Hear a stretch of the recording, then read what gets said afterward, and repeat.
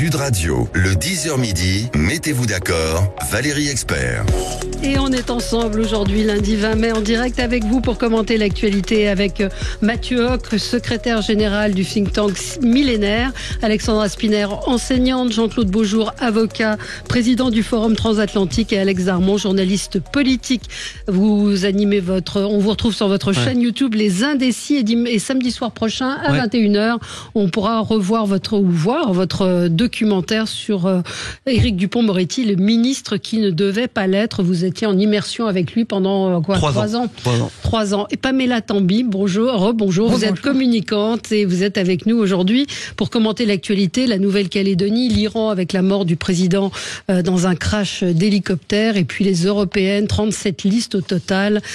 C'est beaucoup. On continue peut-être notre tour de table. Je ne sais pas si vous vouliez juste dire un mot sur les aéroports, parce que je trouve que c'est quand même important comme sujet. Non, mais comme vous l'avez dit, c'est la vitrine de la France. Les Jeux Olympiques, c'est dans quelques jours. Il y a des grèves qui vont avoir lieu dans les aéroports parce que justement les syndicats estiment que le gouvernement n'a pas fait suffisamment pour pouvoir justement permettre une augmentation des effectifs par rapport à l'accroissement de l'activité. Ça montre qu'aujourd'hui, les Jeux Olympiques ne sont pas bien préparés par le gouvernement et par les personnes qui y sont en charge, notamment au Comité olympique et à la mairie de Paris. Non, alors, je peux quand même pas laisser dire une chose pareille, parce que, non, franchement, je pense que tout le monde fait en sorte que les Jeux Olympiques soient une grande fête pour notre pays. Voilà, je suis désolée de le dire, mais l'histoire des aéroports, c'est un sujet qui touche les aéroports depuis des années. Alors pour les grèves à venir, il y a un certain nombre de chantages qui ont déjà payé. Et d'autres qui vont arriver. Et d'autres sur les aéroports, la situation est quand même un peu plus différente que à la SNCF ou. Les aiguilleurs du ciel, je crois, ont déjà bien manœuvré. Oui, non, mais c'est tragique et je ne comprends pas qu'on n'arrive pas à juguler ce problème. C'est terrifiant, quoi. Alors, ne soyons pas gna, comme dirait Anne Hidalgo. Vous vouliez faire un coup de cœur pour les Jeux paralympiques. Je suis d'accord avec vous. C'est formidable, ça. Un coup de cœur pour les Jeux paralympiques qui se tiendront donc dans 100 jours maintenant, puisque ça commencera le 28 août. Et toutes les places n'ont pas encore pris preneur. Moi, je vais en acheter là cet après-midi parce que les Jeux paralympiques, c'est aussi fou et aussi incroyable pour moi que les Jeux olympiques. Et il faut en profiter. Voilà, ça va être dans quelques jours 280 000 personnes en situation de handicap attendues à Paris pour célébrer les Jeux olympiques et les Jeux paralympiques. Moi, je vais vous dire, je vous donne une exclusivité. Je vais avoir la chance de pouvoir suivre un champion paralympique, Stéphane Houdet. Voilà, pour faire un documentaire sur lui. Là, à partir de quelques jours, à partir de Roland Garros. Incroyable. Ouais, il est incroyable. C'est un mec incroyable. Oui, C'est qui a une histoire incroyable, qui a déjà été 2 fois champion paralympique en double et qui a gagné plein de grands chelems et qui a une histoire vraiment incroyable. Donc on va raconter dans un documentaire. Et donc j'avais envie d'en parler ce matin parce que les Jeux paralympiques, ça sera le prolongement naturel des Jeux olympiques et il faut aller soutenir nos sportifs français et il faut aller soutenir aussi cette compétition qui se tiendra sur notre sol. Donc à partir du 28 août, il y a un grand plan qui est lancé ce matin par le gouvernement, il faut le saluer. C'est important sur le fait de mobiliser, de dire aux gens d'aller acheter des places. Je crois qu'il reste encore 2/3 des places disponibles pour les Jeux paralympiques. Donc voilà, si vous n'avez pas eu la chance d'avoir des places pour les Jeux olympiques, allez-y, acheter ces places-là. C'est des athlètes formidables. Mais c'est formidable. Toutes les histoires que vous allez pouvoir découvrir à l'occasion de ces Jeux paralympiques, il faut en parler. Des parcours de vie totalement extraordinaires avec tout ce que ça dit de résilience, de capacité à surmonter des drames terribles. Oui, ce sont des personnalités hors normes et ça raconte des histoires extraordinaires à chaque fois. Pamela, oui, tout à fait. Je me joins à vous. Donc oui, il faut soutenir notre pays. C'est un événement et soutenir tous nos athlètes, c'est important. Soutenir la France. Voilà. Très bien. Bon, je pense qu'on a dit ce qu'il y avait. Jean-Claude, vous aviez un coup de cœur. Oui, j'ai un coup de cœur pour la création du référent enfant dans le cadre des tournages. Pour les tournages de films. Je pense que c'est important que nos jeunes acteurs puissent être encadrés. C'est important pour les adultes de leur rappeler que les enfants sont vulnérables et que même dans le cadre du travail, il y a des règles à respecter. Donc oui, Il ne suffit pas de découvrir un certain nombre de drames par la suite ou de dire c'est injuste, c'est inacceptable, un tel s'est mal comporté. Mais justement, pour que X ou Y ne puisse plus se mal comporter, il faut qu'à la racine, on puisse prévenir. Et un enfant, moi je peux vous dire, parce qu'on parle beaucoup entre nous et dans la société française d'insécurité, on parle beaucoup de violence. Mais la violence et l'insécurité, mettons à part quelques individus qui sont parfois trop nombreux, qui sont complètement fous et complètement asociaux, etc. Mais le gros bataillon de l'insécurité, de tout ce qu'on peut appeler de l'incivilité, de tout ce qui est criminalité, le gros bataillon, c'est très souvent prend sa racine dans l'enfance, dans la jeunesse, c'est la violence des jeunes qui par la suite nous explose à la figure. Donc oui, vous savez ce que je pense, fermeté en termes de sanctions lorsqu'il y a des actes criminels qui sont commis, mais en même temps, c'est comme une maladie, il faut de la fermeté lorsque ça se produit, mais en même temps, il faut lutter à la racine pour prévenir. Et une façon de prévenir, c'est de protéger nos enfants, de protéger nos jeunes. Oui, alors je ne sais plus, j'ai lu cette information hier, il y a une pouponnière, je ne sais plus dans quel département, je passe pas dans le Puy-de-Dôme, qui a 30 places de capacité d'enfants qui sont retirés à leurs parents pour maltraitance. Aujourd'hui, il y en a 70 ou 72, c'est-à-dire que la pouponnière n'arrive plus à assurer. Ce sont des enfants qui ont été retirés à leurs parents pour violence, pour maltraitance, pour incapacité à gérer. Absolument. Et ça, c'est absolument dramatique. Et la situation, lisez Lies Loufoque, la situation des enfants placés, c'est une catastrophe.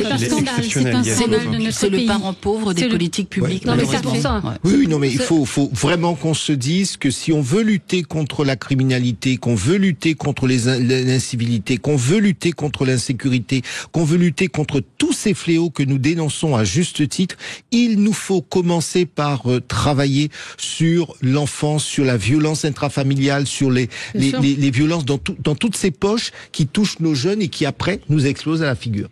Alexandra, c'est un coup de gueule.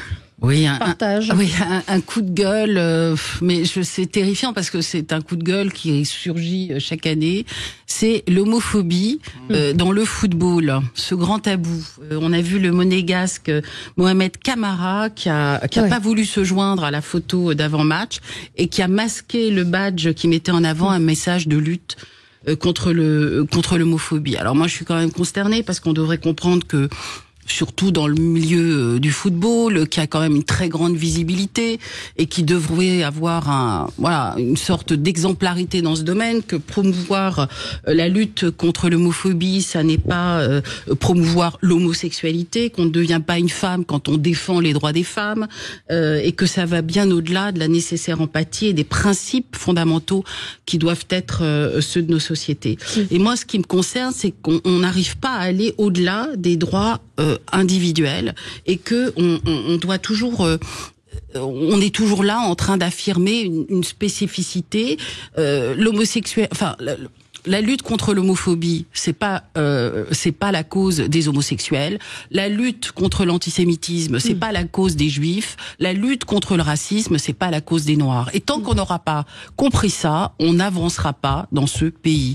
Et je trouve terrifiant que le fait religieux soit si présent dans le football. La raison, c'est celle-là. Alors, la raison n'est pas invoquée. La raison n'est pas assumée. Il y a certains joueurs ont dit que s'ils faisaient ça, leur famille serait menacée dans leur pays d'origine pour certains d'entre eux. D'ailleurs, vous avez bien vu le message du Premier ministre sénégalais sur les homosexuels, qui est terrifiant, terrifiant. Mais voilà, je trouve que des footballeurs qui quand même bénéficient de salaires non, mais la question est pourquoi on l'a laissé jouer? Pourquoi le club pourquoi l'a laissé jouer comme pourquoi ça? Ses partenaires n'ont pas dit je joue pas? Et pourquoi il n'a pas? Alors apparemment, il va être sanctionné financièrement par son club.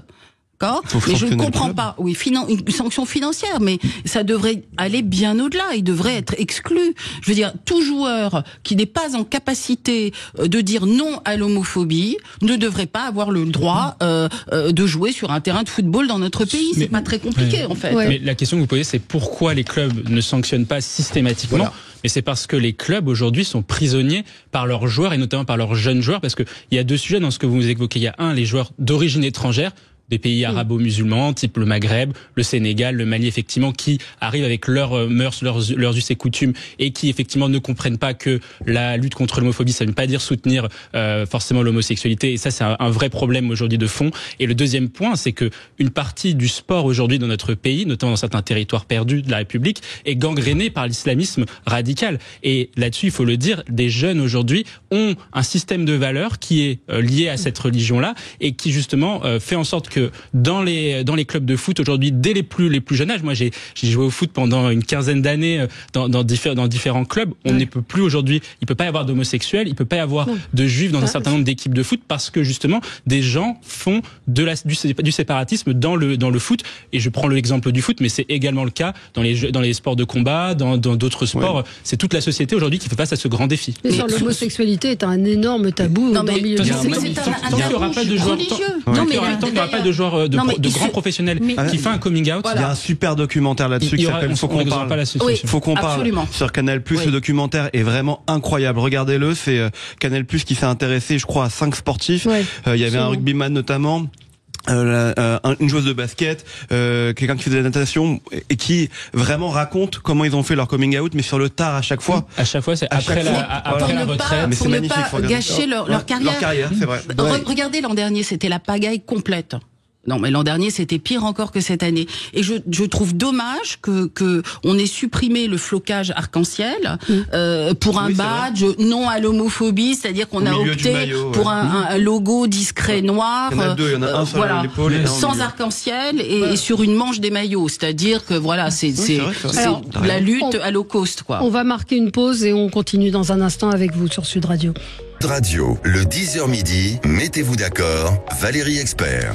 Et nous continuons de débattre sur le coup de gueule d'Alexandra Spinner avec ce qui s'est passé lors d'un match entre Monaco et Nantes. Le monégasque Camara donc a caché le logo arc-en-ciel, donc soutien à la lutte contre l'homophobie avec du strap. Le petit logo très discret, malheureusement par rapport à l'année dernière. Je crois qu'il en a caché 2, parce qu'il y en a un sur l'épaule. Avec un sparadrap. Et il y a un attaquant, Mostafa Mohamed, qui lui n'a pas fait le déplacement en principauté. C'est un joueur de Nantes. Toutes les maladies subites qui ont surgi ce jour-là et qui ont fait que beaucoup de joueurs ne se sont pas présentés. Mais la vraie question est effectivement la responsabilité du club de Monaco qui l'a laissé jouer comme ça, Patricia. Pamela, pardon. Oui, mais moi je vous rejoins. C'est-à-dire qu'aujourd'hui, qu'est-ce qu'on voit comme vous disiez, c'est que les clubs sont prisonniers de leurs joueurs, mais nous voyons aussi qu'il y a un retour de la criminalisation de l'homosexualité, notamment au Sénégal. Alors quand il y a eu l'élection donc du président, j'avais interpellé Monsieur Mélenchon qui se vantait de sa collaboration étroite, etc., avec le nouveau pouvoir en place. Et je lui avais demandé, mais je lui avais dit justement, mais vous vous rendez compte que le Premier ministre ou le président, je ne sais plus, l'un des deux, avait dit, lorsque je serai au pouvoir, la première chose que je ferai, c'est que je criminaliserai l'homosexualité. Mais alors, Monsieur Mélenchon, vous ici, vous êtes, vous nous dites, vous nous faites des discours à longueur de journée, etc. Il faut être tolérant, ouvert. Et là-bas, vous dites quoi? Et malheureusement, figurez-vous que j'ai dû fermer les commentaires sous mon tweet parce qu'il y avait un déluge de propos racistes, homophobes, ouvertement homophobes, mais vraiment, c'était décomplexé. Alors, un auditeur ne comprend pas ce que vous dites. Il dit, on est en France, pourquoi elle parle du Sénégal? Elle parle du Sénégal, elle s'appelle Pamela Tambi, parce que certains joueurs d'origine sénégalaise... Mais moi, je ne suis pas d'origine sénégalaise, mais ce que je disais, c'est que j'interpellais Monsieur Mélenchon.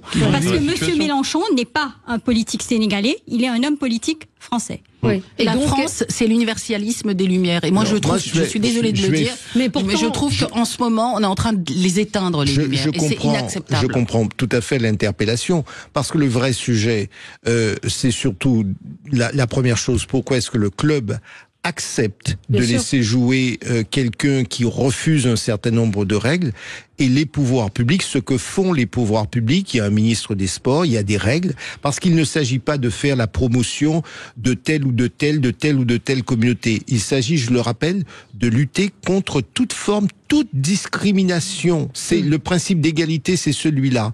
Et je répondrai par avance à tous les auditeurs, c'est que très souvent on mélange promotion et lutte anti-discrimination. Moi, je suis pas en train de faire la promotion de l'homosexualité. Je suis en train de rappeler qu'on ne peut pas discriminer une personne à raison de son homosexualité, de sa religion, de quelque religion qu'il soit, ou de non-religieux, parce qu'on peut imaginer, etc., etc. Bon, alors, et surtout, il faut rappeler quand même aussi, dans la suite de ce que vous venez de dire, que le droit de chacun à ne pas être discriminé ne doit pas être défini par des textes religieux. Que nous, nos principes, c'est la liberté, c'est l'égalité, c'est la fraternité. Et toutes les lois qui en découlent, c'est tout. Un auditeur me précise que le FC Nantes n'a pas sélectionné contre Monaco Mostafa Mohamed, qui lui refusait de porter le badge contre l'homophobie. En fait, c'est pas le joueur qui est... Non, le club, c'est le club qui a dit... Le club a dit ça. Le club a pris ses responsabilités. D'ailleurs, je crois qu'il jouait contre Monaco, je crois. Et le club a pris ses responsabilités. Aujourd'hui, il faut savoir, on a entendu ce matin la ministre des Sports, Amélie Oudéa-Castéra, qui a dit qu'il fallait qu'il y ait sanctions financières pour le joueur, mais aussi sanctions pour le club. Et sportivement, c'est important parce que Monaco, je crois, termine 2e du championnat de France. S'il y a sanctions sportives, qu'on retire des points à l'AS Monaco ne jouera peut-être pas la Coupe d'Europe l'année prochaine. Donc en fait, il faut, par des actes forts, aujourd'hui, trancher et imposer les règles qui s'imposent. Et juste une chose, même si nous avons des joueurs étrangers, ce qu'il faut que l'on dise, et c'est effectivement là où on va se retrouver sur les valeurs de la République, c'est qu'à partir du moment où on est en France, on joue dans un club français, on doit se soumettre aux règles et valeurs de la République, point. On ne peut pas invoquer son origine étrangère pour ne pas respecter une règle française. Mais ce qui est désolant, c'est qu'en fait, il y a une confusion. C'est-à-dire, il y a ce commentaire qui revient à chaque fois. Eh ben, écoute, non, on ne peut pas m'obliger à porter le symbole, voilà, le signe en caractère. Parce que je n'ai pas, on ne peut pas m'obliger d'être homosexuel. Mais combien de fois devra-t-on expliquer que justement lutter contre l'homophobie, ce n'est pas obliger quelqu'un d'être homosexuel? Mais écoutez, je connais beaucoup d'hommes qui font la promotion de la lutte pour les droits des femmes, ils ne deviennent pas des femmes. Et ben c'est exactement la même chose. Pardon, c'est un peu simpliste, mais c'est tout à fait ça. Alors je vais vous dire. C'est le combat de chacun d'entre nous. Un sportif de haut niveau est un homme ou une femme en général intelligent, parce que justement il serait pas un sportif de haut niveau.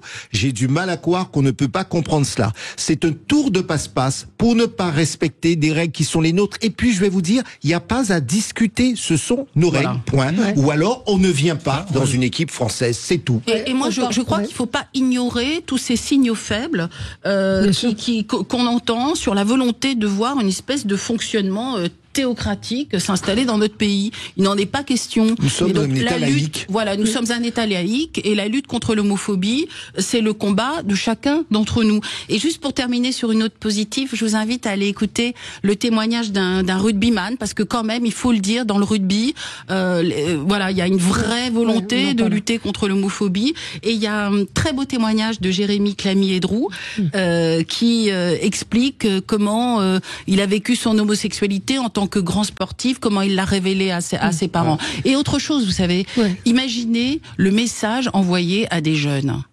Voilà, qui sont dans des clubs sportifs, qui doivent cacher leur homosexualité, ou qui, si elle est révélée, sont moqués, exclus, harcelés. C'est terrible. Ces grands joueurs de foot ont une responsabilité, il faut qu'ils l'assument. Sinon, ils vont faire autre chose. Oui, parce qu'aujourd'hui, ça peut être aussi un motif de harcèlement. Donc, voilà. Donc, absolument. Donc, il faut vraiment... Alors, vous parliez de Jean-Luc Mélenchon. Moi, j'étais interpellée par un tweet de Claude Veil qui dit, quand Jean-Luc Mélenchon va à Dakar se plaindre qu'en France, on l'empêche de parler. Écoutez.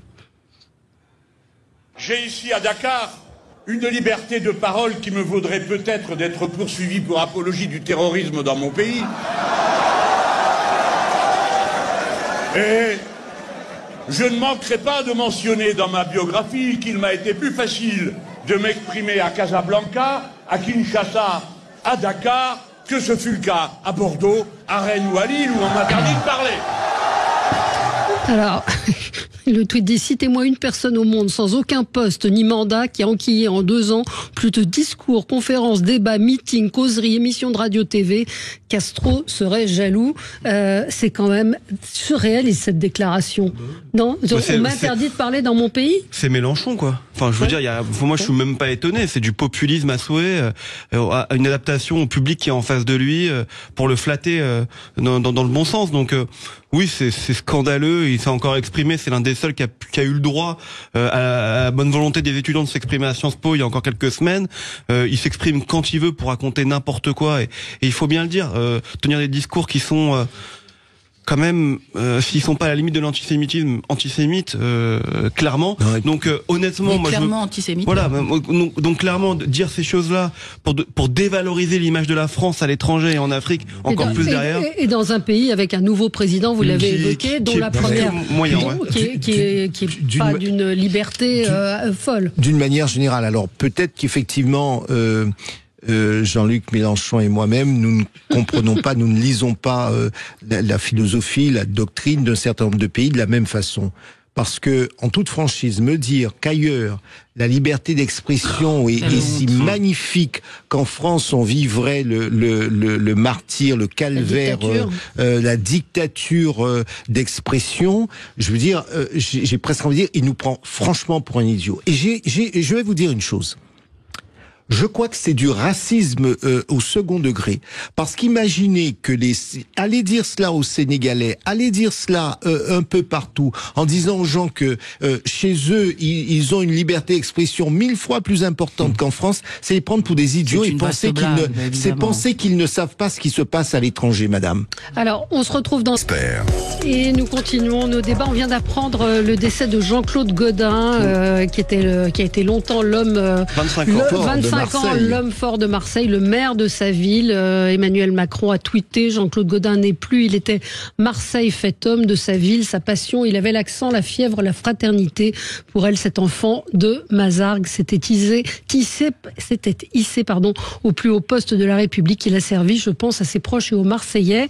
Je ne sais pas si les uns les autres, vous l'aviez rencontré. Moi, je l'ai côtoyé plusieurs fois quand j'étais journaliste politique à Public Sénat, parce qu'il était sénateur aussi de la région PACA. Et c'était franchement un sacré personnage.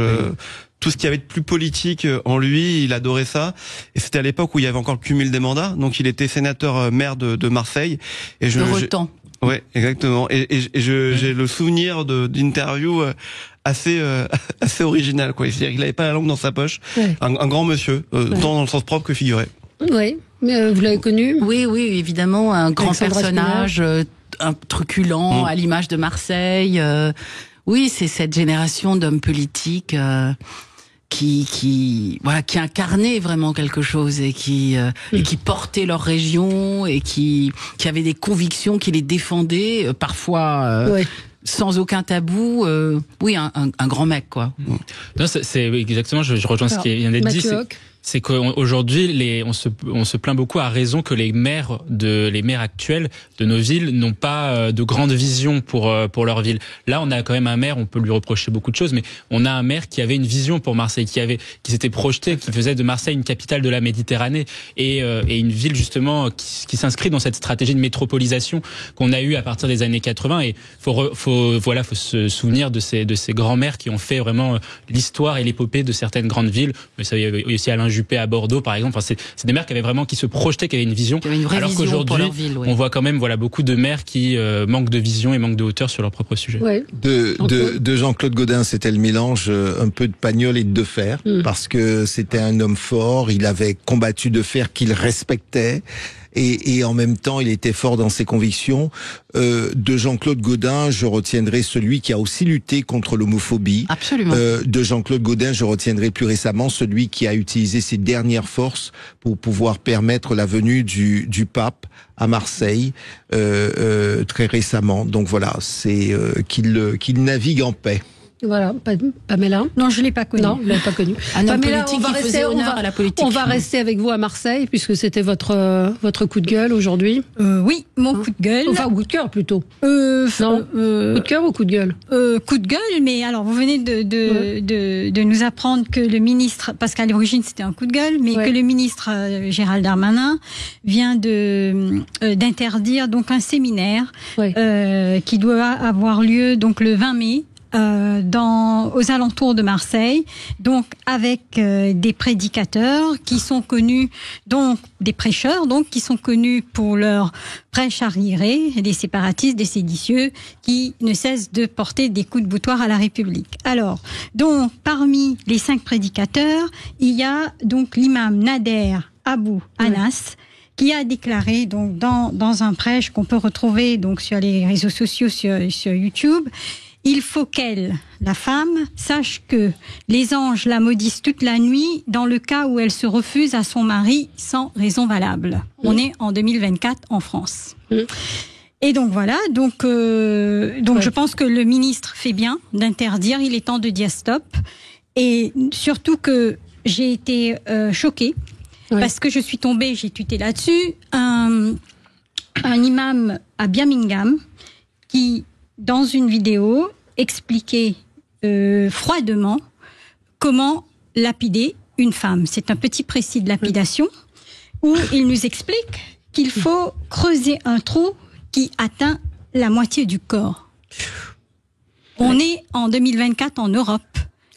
Et voilà ce qu'on tolère. Je pense que Houellebecq avait écrit Soumission. On y est ou on s'en approche. Mais c'est vrai que l'interdiction, mais qu'elle ait déjà pu être autorisée, je ne sais pas ce que vous en pensez, Mathieu Hoc. Moi, je pense que l'État doit mettre en place tous les moyens pour lutter contre l'islamisme, mais qu'aujourd'hui, le cadre légal n'est pas suffisant. La loi sur les séparatismes, elle amène des éléments qui sont intéressants, mais qui sont absolument pas suffisants. Nous, on avait travaillé sur cette question il y a quelques mois, sur la question de comment lutter contre l'islamisme. On considère qu'il faut créer un délit d'intelligence avec l'islamisme, considérant le fait que dès lors qu'on se compromet avec, quand on est une personne, qu'on soit musulman ou pas, mais dès lors qu'on se compromet avec l'islam le plus radical, ça doit entraîner de suite des sanctions possibles, justement sur ce principe-là, sur ce simple fait. Donc il faut créer un délit d'intelligence avec l'islamisme, et ensuite après, une fois que vous créez ça, vous changez la loi, les pouvoirs publics, la justice et les pouvoirs administratifs auront le poids nécessaire pour pouvoir lutter contre tous les phénomènes d'entrisme de l'islam radical aujourd'hui dans notre pays. On a parlé du sport dans un premier temps. On peut ensuite après citer d'autres pans de la société. La musique, la culture, etc. Toute la société aujourd'hui, une grande partie de la société est gangrénée par l'islam le plus radical. Mais avant de faire des lois, moi je dirais qu'il faut vraiment fermement aujourd'hui. Et puis appliquons les lois qui existent parce qu'on en a. Et surtout, disons fermement ce qu'on accepte ici et ce qu'on n'accepte pas. Clairement. Il faut poser les choses. On ne pose pas les choses et après on s'en plaint. C'est surtout qu'on n'applique pas, là encore, les lois, parce que je n'ai pas vu cette déclaration, mais sur une telle déclaration dans le code pénal. C'est un prêche qui existe sur YouTube. Bien sûr. Justement, je l'ai pas vu, mais effectivement, sur ces seuls mots, je pense qu'on peut trouver dans le code pénal de quoi 1. Interdire. 2. Sanctionner. Sanctionner, absolument. C'est tout. Interdire et sanctionner. Voilà. On ne fait pas en France la promotion du viol conjugal, de la lapidation. Si déjà on a les moyens techniques d'interdire, d'empêcher la diffusion, et on a les moyens techniques de sanctionner. Si déjà on faisait cela, tous ceux qui le font réfléchiraient à plus d'une fois ou se diraient, dans ce pays, ça n'est pas possible. Parce qu'il y a dans des pays dans lesquels vous pouvez pas faire tout ça. Qui ne tiennent pas. Alex Normand. Je sais pas si vraiment ils hésiteraient s'il y avait la loi. Enfin, franchement, je crois que c'est bien plus profond que ça, que effectivement on a laissé faire pendant des années. Pour moi, il y a véritablement, mais peut-être pas de 2017. Il y a un problème politique. Enfin, vous pouvez remonter bien en arrière.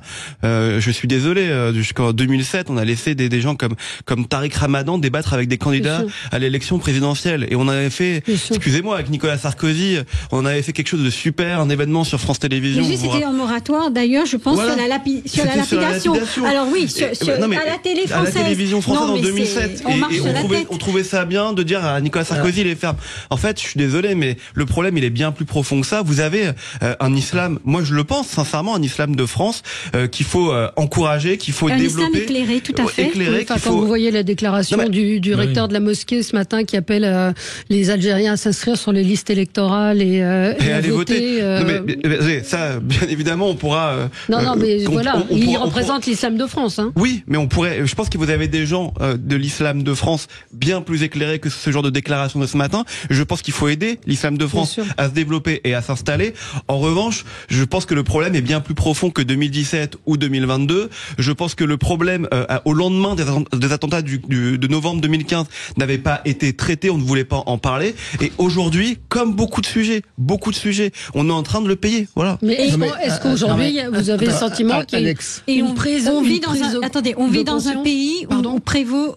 On vit dans un pays où prévaut la liberté de conscience, donc la liberté de croire et de ne pas croire. Je pense aussi que, et là, j'ai pas mal de camarades ex-musulmans, et vous parliez de Fergan la dernière fois. Je pense qu'on donne pas aussi assez la parole aux ex-musulmans. Il est temps d'écouter les gens et de donner la parole à tout le monde, parce que n'oubliez pas qu'en islam il y a l'apostasie.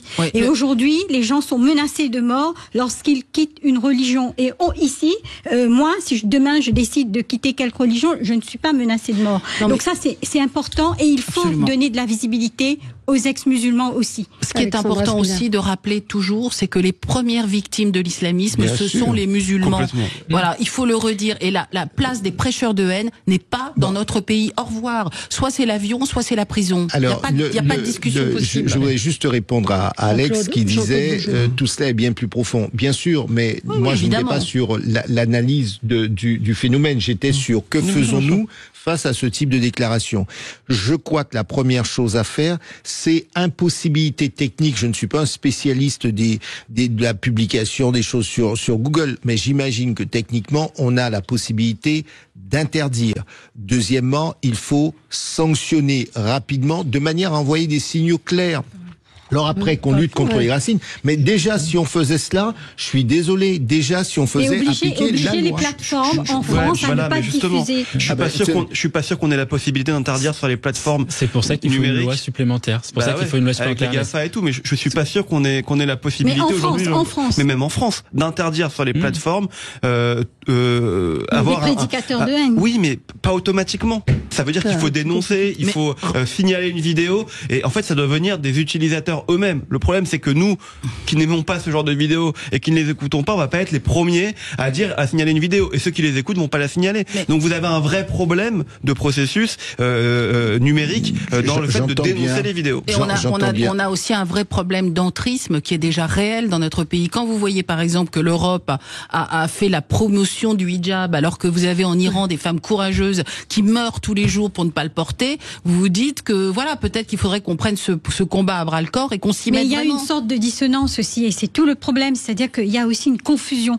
dans les esprits, et la même confusion à laquelle on assiste par rapport à Philippe Val qui a parlé d'islamophobie, et aujourd'hui vous avez le recteur justement de la mosquée de Paris qui est vent debout parce que ils n'arrivent pas à comprendre que quand on parle, le terme est accepté par certains, instrumentalisé par d'autres, etc. Mais ce qu'on veut dire, c'est qu'il faut faire la différence entre une pratique religieuse et les gens qui pratiquent. Il faut faire une différence entre une idéologie, donc une idée, et les personnes, donc une idée et personne, et surtout entre un croyant et les croyances. Et ça, on n'arrive pas à faire cette différence-là. Vous voyez, et c'est tout le problème dans ce pays. Alors on va y revenir dans un instant. Je vous souhaite, Raphaël Enthoven, ça fait quelques minutes. Ce ne sont pas les caricatures qui ont provoqué l'attentat de Charlie Hebdo, c'est l'islamisme. Ce n'est pas le dessin qui a suscité le meurtre, c'est l'intégrisme ou le sentiment parfaitement con que Dieu se vexe et mendie un coup de main. Ce n'est pas l'huile sur le feu, etc., etc. On y revient dans un instant avec vous sur Sud Radio. Et nous sommes ensemble jusqu'à midi, et vos coups de cœur et vos coups de gueule nous ont amenés sur d'autres sujets, mais tout aussi intéressants que ceux dont on avait prévu de parler. Jean-Claude, je vous avais dit que je vous donnerais la parole. Oui, non, mais c'est que sur ces sujets-là, moi je pense que là encore, on ne comprend pas une chose, c'est que notre pays a longuement vécu vécu les guerres de religion. On voit ce que font les conflits religieux ailleurs. Et nous étions parvenus en France à avoir quelque chose de relativement stable, auquel moi j'ai toujours adhéré. J'ai été élevé comme cela. Je suis croyant, mais pour moi, dans ma sphère publique, entre guillemets, eh bien, c'est le respect. Il y a une forme de neutralité et l'acceptation de l'autre. Et puis surtout, une dernière chose, les lois de la République sont supérieures à toute autre loi, d'une part. Et d'autre part, lorsque vous avez des déclarations de religieux, quel qu'il soit, je vais redire, donc c'est pas contre X ou Y, mais quel qu'il soit, si ce sont des déclarations qui sont contre les règles de la République, les lois de la République, parce que quand on appelle à la lapidation, eh bien, c'est clairement un appel au meurtre, hein, et ça c'est sanctionné par le code pénal. Et je dis bien, c'est pas anti monsieur un tel ou monsieur un tel, la même personne qui au nom du protestantisme, au nom du judaïsme, au nom du catholicisme tiendrait un tel propos, je dirais que cette personne doit être sanctionnée de la même manière. Tant que nous comprendrons pas qu'il y a des règles et que la meilleure façon de vivre dans une société harmonisée, c'est que nous avons des règles qui sont faites par l'Assemblée nationale et le Sénat, par le Parlement, et qu'une fois qu'on est d'accord, c'est le pacte social qu'on l'applique, si on sort de là, ça sera effectivement la chienlit, aurait dit le général de Gaulle. Mais la chienlit, elle est déjà là à l'école, hein. Est-ce que je dois vous le rappeler? Enfin, je sais bien, voilà, Alexandra, mais il faut peut-être rappeler un certain nombre. Ce qui me marque dans le débat qu'on a actuellement, c'est que j'ai l'impression qu'avec ce qu'on vient de se dire, rien ne changera. C'est-à-dire que on dit les lois sont suffisantes pour pouvoir appliquer justement des principes, etc. Mais depuis des décennies et des décennies, rien n'a changé, et pourtant les lois sont toujours là. La réalité aujourd'hui est que vivent beaucoup de gens, et vous avez raison, beaucoup de musulmans qui sont dits modérés, c'est que les lois aujourd'hui ne peuvent pas être appliquées sur un certain nombre de sujets. Aujourd'hui, quand vous voulez fermer une association proche des frères musulmans, ou vous voulez fermer une mosquée, les personnes qui sont frappées par cette mesure de privation de liberté vont faire un recours devant le Conseil d'État, enfin un recours au tribunal administratif, au Conseil d'État, à la Cour européenne des droits de l'homme, etc. Et rien ne changera. Pareil, vous parliez tout à l'heure des imams et des prêcheurs de haine. Bien sûr qu'il faut expulser systématiquement les imams étrangers qui propagent l'idéologie de l'islamisme. Le problème, c'est qu'aujourd'hui, comme vous n'avez pas de cadre suffisant, légal suffisant, vous n'êtes plus en capacité de pouvoir respecter les OQTF, parce que justement aujourd'hui, il y a 80% des imams en France qui sont des imams étrangers, donc qui sont liés à des pays comme la Turquie ou comme le Maroc ou comme l'Iran, et aujourd'hui qui font propager un discours de haine, et on peut pas les expulser parce que comme pardonnez-moi Mathieu, vous avez dit deux choses. Il y a un vrai problème dessus. Vous avez dit qu'il y a des règles, mais les gens vont devant les tribunaux, etc. Vous avez dit que vous avez dit que la majorité de nos concitoyens qui sont de confession musulmane vivent en toute harmonie dans notre pays. Donc, ce qui veut dire que c'est une petite minorité agissante, pernicieuse, et qu'on a la main qui tremble, et qu'on a peur que ça fasse trop de bruit, et qu'on n'ose pas aller jusqu'au bout. Est-ce que vous n'avez pas le sentiment qu'il y a une prise de conscience politique aujourd'hui? Alors non, je vais vous dire non. Alors, je vous pose la question, parce que la décision de Gérald Darmanin, est-ce qu'elle serait intervenue de la même manière il y a quelques années? Peut-être au niveau du gouvernement, mais je vais vous dire non, et je vais vous dire pourquoi. Vous avez les élections européennes qui arrivent le 9 juin prochain. Vous avez, alors c'est un sujet qu'on devait aborder aujourd'hui, 37 listes, je crois, qui ont le droit de se déclarer. Vous avez quand même une liste dans ces 37, une parmi tant d'autres, parce qu'il y en a d'autres qui existent. Vous avez Francis Lalanne, Dieudonné, on connaît qui font 0 lors de notre dernier sondage. Voilà, mais c'est pas tant le fait qu'il fasse 0, c'est le fait qu'il puisse se présenter, moi, qui me dérange. Comme une autre liste qui s'appelle Free Palestine, qui va se présenter, qui qui découle de l'Union démocrate des musulmans, et qui dans son programme, son logo d'abord, demande le fait de supprimer et de rayer Israël de la carte. Son logo le prône, et cette liste est officiellement candidate, premièrement, et deuxièmement, dans son programme, elle demande à ce qu'on cesse de considérer le Hamas comme une organisation terroriste. Donc, moi, je veux bien qu'on dise qu'il y a une prise de conscience politique, mais à partir du moment où vous autorisez une liste de ce genre à pouvoir candidater aux élections européennes, d'abord il faudra qu'on m'explique le lien avec les élections européennes et avec l'Europe, le fait de s'appeler Free Palestine, ça il faudra qu'on me l'explique, et deuxièmement surtout, ça veut dire que vous autorisez un discours terroriste dans la campagne des élections européennes. Donc la prise de conscience politique, je veux bien. Oui, mais là, c'est pas le gouvernement français. Non, mais d'accord. Le gouvernement pour interdire ce genre de liste à se présenter. Le départ du proviseur Maurice Ravel, c'est pas l'État français? Si. Bien. Alors, donc, il n'y a pas de prise de conscience. Donc, il n'y a pas de prise de conscience. Ce sont les élections européennes, mais le dépôt des listes françaises se fait en France. Donc, nous avons le moyen. Et puis, je vais vous dire, il y a je suis désolé, il y a des règles, des listes religieuses. Justement, il me semble qu'elles ne sont pas. Il faut regarder le truc de plus près, mais il me semble qu'elles ne sont pas légales, les listes religieuses en tant que telles. Oui, mais est-ce que Free Palestine est religieux? Ça découle de l'Union démocrate des musulmans. Il faut fouiller. Alors, pour vos auditeurs, je ne connais pas et je n'ai pas fouillé le sujet, mais il faut regarder de ce côté-là. Et de la même façon que ça me choquerait qu'il y ait une liste confession catholique. Mais si, il y en a une, l'Union des démocrates chrétiens, avec Christine Boutin et tout ça. Donc, voilà, donc il faut aussi que ce soit appliqué à tout le monde. Ah oui, non, mais moi je suis d'accord. Non, mais sur ce sujet par rapport à l'élection, à la liste européenne, je pense que il y a deux sujets. Il y a effectivement une liste véritablement à caractère confessionnel. Là, il faut les interdire, etc. Là, en l'occurrence, moi, ce que j'entends, c'est que la liste n'est pas à caractère confessionnel, donc on peut pas interdire cela. Donc il faut lutter sur le terrain politique face à ces personnes-là et justement expliquer dans le débat public, par exemple sur le conflit israélo-palestinien, que le Hamas c'est une organisation terroriste. Le Hamas fait le même mode opératoire que Daesh ou que Al-Qaïda à l'égard d'Israël, et que de toute façon sur le conflit israélo-palestinien, tant qu'il y aura le Hamas aujourd'hui, il n'y aura jamais de solution à deux États. Mais cessons aussi d'être naïfs. Regardez ce qui se passe en Belgique, regardez ce qui se passe en Angleterre. Mais qu'est-ce qu'il nous faut pour qu'enfin on réagisse et qu'on prenne conscience de la folie de tout cela? Oui, mais moi je ne suis pas forcément pour qu'on interdise systématiquement, parce que je ne suis pas sûre parce qu'on ne peut pas interdire finalement les gens de penser.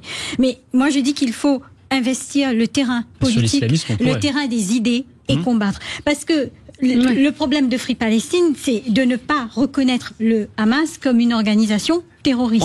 Entre autres. Mais pardon de vous dire ça, mais vous avez certains députés à LFI qui ne reconnaissent pas le Hamas non plus comme... Alors on fait quoi? On interdit? Non, il ne faut pas... Enfin, je ne suis pas systématiquement pour les interdire. Mais il y a quand même des propos qu'il faut empêcher de tenir. Quand l'Europe reconnaît le Hamas comme organisation terroriste, vous ne pouvez pas laisser... Mais je suis tout à fait d'accord, mais il faut combattre ces idées, il faut investir le débat public, et il faut mettre les points sur les... Libérons les Palestiniens du Hamas, et après on pourra débattre de ce sujet. Juste, Raphaël Glucksmann, hier, ça m'avait échappé, s'est dit favorable à une union LFI-PS après les européennes, sans Jean-Luc Mélenchon. Donc c'est-à-dire avec Rima Hassan, Louis Boyard, Mathilde Panot, Daniel Obono, Ercilia Soudet et tous les autres. Les masques tombent. Voilà. Non, mais quand il dit sans Jean-Luc Mélenchon, faut peut-être lui laisser le bénéfice du doute. Tu peux pas d'un côté dire qu'il faut être ferme et puis après, non, mais ça veut peut-être dire sans les gens. Vous savez très bien qu'il va y avoir une scission après les élections européennes au sein même de la France insoumise. Enfin, ces propos sont inacceptables. Oui, mais on peut pas. Moi, ce que je retiens de nos propos d'à l'instant, c'est qu'en réalité, ce sont des minorités qui pourrissent le pacte social. C'est comme une mauvaise cellule, comme une cellule maligne, et qu'en réalité, il faut que la majorité que nous sommes, nous remettions le travail sur le terrain, c'est-à-dire qu'on retourne militer pour nos idées, pour nos valeurs, et qu'on ose en parler haut et fort, et qu'on ne se cache pas, parce qu'en réalité, c'est ça le problème des politiques, c'est qu'ils ont peur de cette petite minorité agissante. Je voudrais qu'on parle quand même de l'Iran, et donc de la disparition du président Raïssi, que je ne qualifierais pas, moi, de président conservateur, comme l'a fait une radio concurrente, pour ne pas la nommer France Inter. Président conservateur, oui, c'est un président conservateur, effectivement. Il a fait pendre des femmes, des chanteurs. Il y a en ce moment même un jeune rappeur qui, dans l'indifférence générale des rappeurs français, à part Joe Star, je crois, et Stomy Bugsy, n'ont exprimé aucun soutien, aucune solidarité. Bon, ça c'est une parenthèse. Donc ce président surnommé le boucher de Téhéran est mort. Beaucoup s'en réjouissent. Néanmoins, est-ce qu'on peut craindre qu'il ne se passe strictement rien de nouveau en Iran? Oui, le problème c'est qu'on avait dit la même chose quand Ahmadinejad avait quitté le pouvoir, avait été contraint de quitter le pouvoir alors que c'était un président ultra conservateur. Non, ce qui se joue, c'est qu'aujourd'hui les ayatollahs de l'Iran jouent la question suivante, c'est qu'ils veulent être le champion de l'islamisme par rapport à d'autres puissances islamistes concurrentes. Et il y en a deux.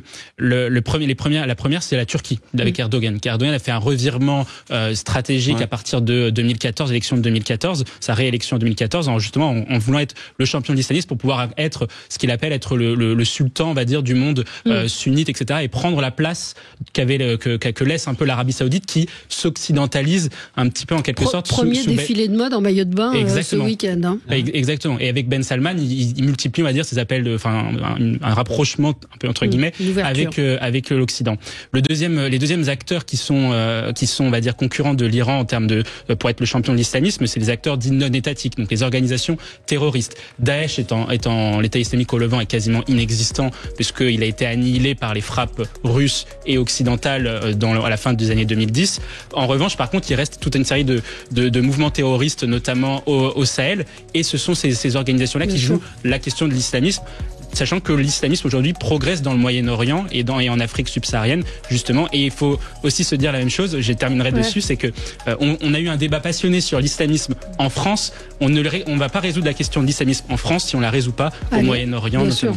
Et je vous conseille un site, un compte Twitter, Lettres de Téhéran, et qui dit son successeur qui prendra le pouvoir après une mascarade électorale ne fera pas mieux, car Khamenei et ses gardiens de la révolution sont les seuls maîtres du pays. Et le compte Twitter des femmes Azidi aussi, qui sont des femmes extraordinaires. Tout à fait. C'est fini pour aujourd'hui. Merci à tous les 5. C'était très animé. Merci à vous. Très bonne journée sur Merci Valérie. Merci.